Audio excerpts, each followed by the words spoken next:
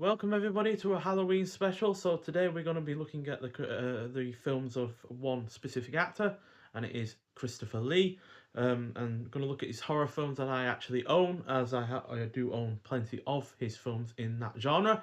Obviously, he was in more films than just horror films. You know, he was one of the few actors to be in Star Wars and Lord of the Rings and the James Bond series. I don't think any other actor, not any prominent actor anyway, that has been in all three of those series. And yeah, but I do own plenty of his horror films. I'm only going to leave out one of them though, because I am going to do a review of those, because I have done a review of a horror film every day. So this October, so I figured why not at least review one of his after doing this one. So yeah, I obviously the most recent one to enter my collection from his filmography would be Hammer's release of The Curse of Frankenstein. So yeah, I've unboxed this, I've reviewed it. So yeah, go out and see that video for a more in-depth look at this. But still, a really great film, and yeah, showed off his ability as an actor to be a villain, especially one that doesn't even talk. So yeah, excellent effort. He'd obviously also go on to be in a couple of other Hammer horror notables, like The Mummy, which he would also play as the villain in this.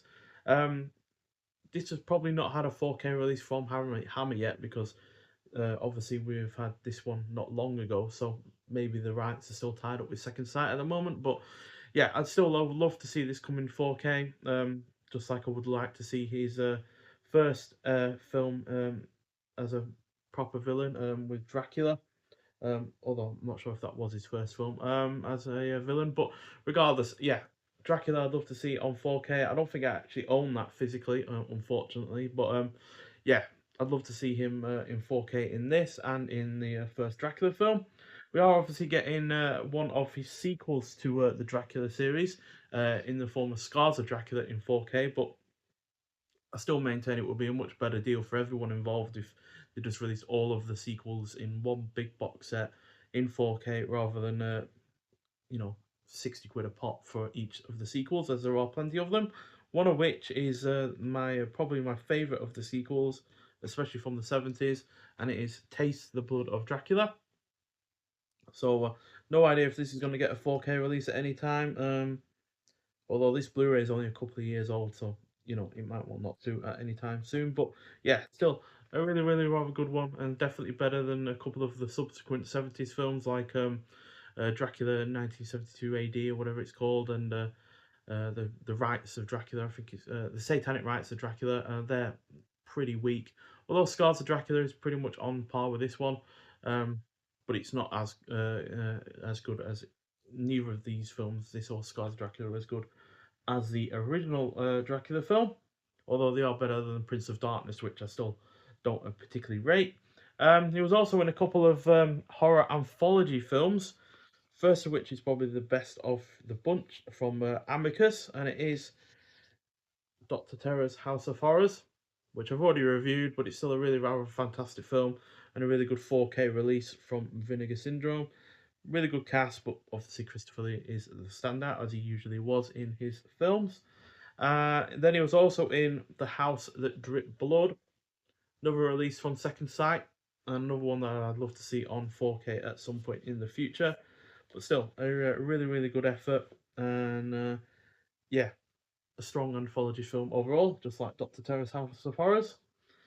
Then we'd also have a few films with him starring alongside Vincent Price. Now, obviously, out of any other actor that Christopher Lee starred alongside, he's most well known for his roles alongside Peter Cushing, which this first film of his with Vincent Price certainly was also starring.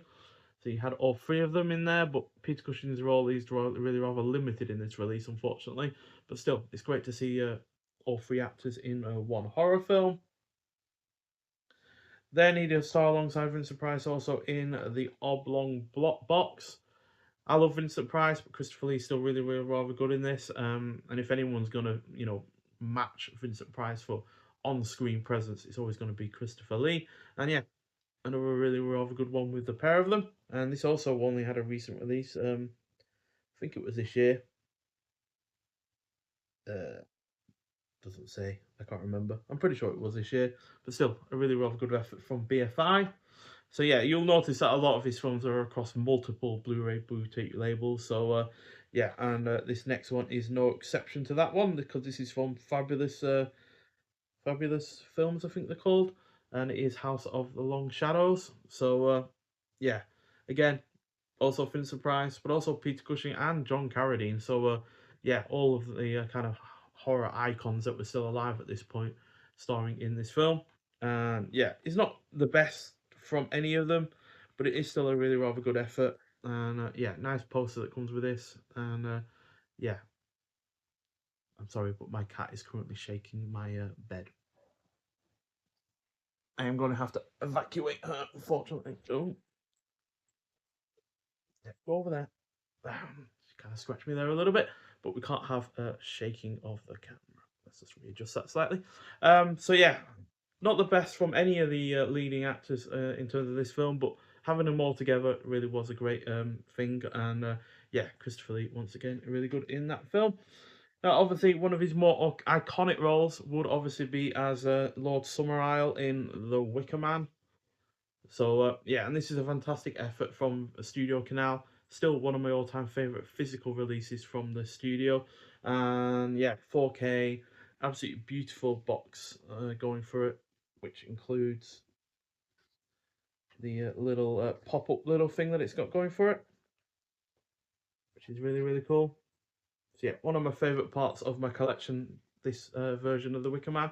But the film itself is excellent, and yeah, hopefully one day I will get to see it on the big screen, as I would love to see that there. And yeah, we also had some more, a couple of films with him that were kind of within the, well, at least one of them definitely was in the form of the Dr. Jekyll and Mr. Hyde story, which the first of which was The Two Faces of Dr. Jekyll. Now he doesn't play Dr. Jekyll or Mr. Hyde in this one, but still he is involved in it, and that means that he's one of the few actors to be involved in films with when you're dealing with the the real icons of horror cinema. You got the Mummy, you got Frankenstein, you got Dracula, then you got Dr. Jekyll and Mr. Hyde. I think the only one that he never really was in was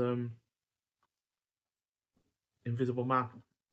If he'd have been in that, then that'd have been like top tier from him in general, to be honest, to be in all of those. So yeah, but unfortunately, I don't think the technology really was there when he was an actor to really make the most of it, especially in color, because obviously the original Invisible Man was in black and white, which really did help the special effects from then.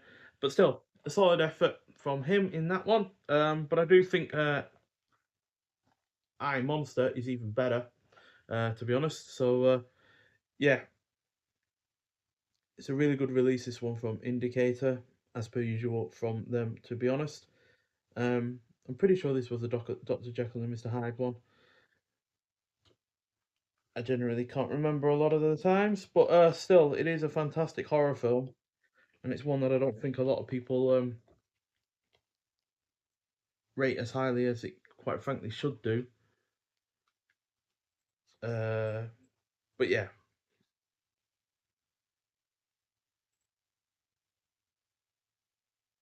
sorry, I was just reading up something then. It slightly got distracted. But yeah, it is a really good film. And yeah, it is a Dr. Jekyll and Mr. Hyde one. I don't know why I was misremembering that, but yeah, he does play the titular role, as you can see. So yeah, he has really been, or had really been, in pretty much every kind of horror role that you can think of, except for the Invisible Man, um, which is rare. Honestly, a lot of actors are really confined to either one or two roles.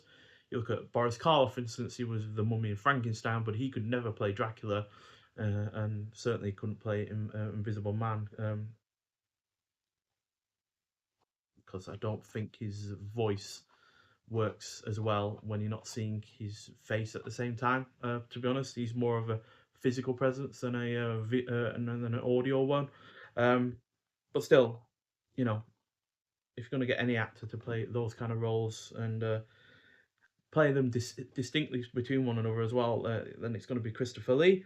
Then you've also got Taste of Fear. So this is only 3 or 4 years after his, Dracula and the Mummy film. So that's why he's also starring Christopher Lee. Wasn't as big a name as he was subsequently in the later 60s and obviously 70s, 80s, and 90s and such. So yeah, smaller role from him, but still a really rather decent film overall. And you've got a good supporting cast involved in that one as well. Then we have him playing a villain as Rasputin the Mad Monk. So yeah, another really rather underrated one. Not as full blown horror as some of his other efforts from this time period, but still a really solid effort and a good release from Studio Canal again, which is who Hammer have worked with a lot of times in their physical releases. It is a shame that they've had to seemingly distance themselves from Studio Canal, because I don't think we've had a Studio Canal Hammer release for quite some time. But obviously that's because Hammer are trying to do their own thing with their own 4K limited edition releases. But it would be nice to have some more from Studio Canal, because they also do really rather fantastic 4K releases as well, especially if they're going to do ones that have had already a Blu-ray release. It was also in the really rather fantastic The Hound of the Baskervilles. Now this is one of only, I think the only one of his filmography that I own that is from Arrow Video. But still, a fantastic film. Once again, he stars alongside Peter Cushing. Then you've also got Andre Morell as well. And yeah, a really, really good Sherlock Holmes adaptation. But one that does. I have no idea what my cat is doing. Um, but one that definitely deserves an update, to be honest, because this is from 2018, so it's 7 years old now. So yeah, high time this got a re-release on 4K or just a new restoration on Blu-ray in general. And then finally, a film that is part of a bigger box set, and it is Castle of the Living Dead. The Young General is a documentary that is part of this film. But yeah, Christopher Lee starring alongside Donald Sutherland. Not the only time they'd star alongside each other. I think they were also in Bear Island, but that is more of a spy thriller or something like that. Not a horror film at all. But yeah, it's not the best of Christopher Lee's or Donald Sutherland's efforts as far as the horror genre go, because Donald Sutherland's best horror film will always be Don't Look Now, as far as I'm concerned. But it's still a fairly decent one, and like I said, it is part of a bigger collection. It is part of the Michael Reeves box set that Screenbound released. So unfortunately, Michael Reeves died very young and only directed 2 films. This one he was assistant director on, and he also co-wrote the screenplay as well. So not a directorial effort from him, but it definitely showed that he had the knack for it, because he'd then also subsequently direct The Sorcerers, getting to direct Boris Karloff of all people, and then he'd in his final film direct the masterpiece that is Witchfinder General. Now, obviously, this has had a release on 4K from 88 Films, so the only reason I'm really holding on to this box set is for the 2 other films, but still, excellent film regardless of what format you're watching it on, and another one to watch. But obviously, this is about Christopher Lee, and yeah, his filmography, obviously, like I said, does stretch beyond the horror genre. I own many more of his films from beyond that. You've also got the Lord of the Rings films, Hugo, which I still think is a highly underrated Martin Scorsese film, and then obviously The Man with the Golden Gun, where he'd be the one-time James Bond villain in that.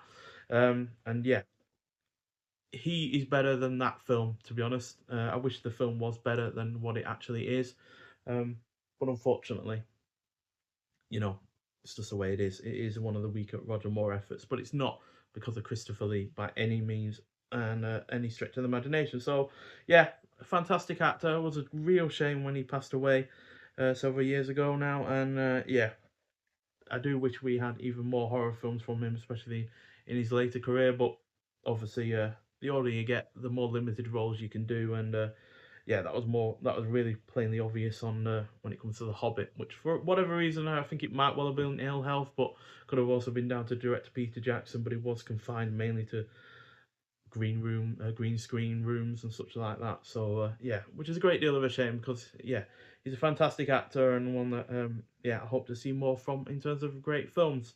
Because yeah, there are dud out there in terms of films that he has been in. Most notably The Howling 2, which yeah, even he said he regretted being in, and you can kind of see on his face while in the film that he's not enjoying his time there. So yeah, because that is more of a vampire film than a werewolf film, quite frankly. So yeah, but still a great career that he's had. I look forward to hopefully getting more from him on Blu-ray or 4K in the future. Obviously, Hammer are going to be churning out more of their 4K limited edition releases, which, like I said, will feature Christopher Lee in some form or another. Because obviously, we do have Scars of Dracula coming soon. Um, but regardless, I'll hopefully see more from him, especially of films that I haven't seen before, which will always be a treat to see again for the first time. Because obviously, there are plenty more of his films out there that I have yet to get the chance to see. So yeah, but like I said, there will be a review, a full review of one of his films that I haven't mentioned here that I do own. But nonetheless, thank you for watching. Hope you have a very happy Halloween, no matter what you're doing for this time of the year. And yeah, I'll see you in the next one. Bye.